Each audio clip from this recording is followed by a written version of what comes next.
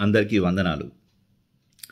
మనం చూస్తుంటాం ప్రతి కుటుంబాలలో, తర్వాత ఈ సమాజంలో ఎట్లా ఉంటాయంటే డిఫరెంట్ ఆఫ్ ఒపీనియన్స్ అని ఉంటాయి.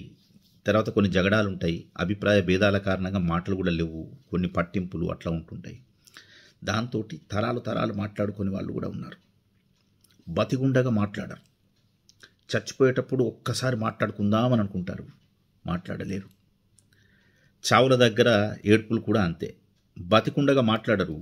చచ్చాక కొడుకొచ్చాడు చూడు, కూతురొచ్చింది చూడు, నాన్న నేను వచ్చాను, అమ్మ నేను వచ్చాను, అమ్మమ్మ నేను వచ్చాను, ఇగో ఇటువంటి ఏడుపులు ఉంటాయి.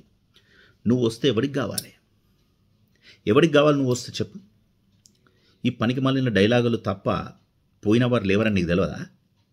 ఉన్నప్పుడు నువ్వు ఎన్నడూ మంచిగా మాట్లాడలే, రిసీవ్ చేసుకోలేదు. ఫోటో అయి కూర్చున్న తర్వాత మొక్కటం, ఏదో పెద్ద అందరికి చూపెట్టడానికి మేము బంధువులను చెప్పుకోవడానికి నీ బంధుత్వం, ఇవన్నీ ఎందుకు ఈ డైలాగులు? నీకు తెలియదా వాళ్ళు లేవరనే సంగతి?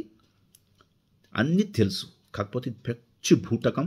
ఈ సంబంధాలన్నీ కూడా ఎలా ఉన్నాయంటే ఇవాళ రేపు కలి ప్రభావం అనుకుంటున్నాను నేనైతే. ఆర్థిక సంబంధాలే.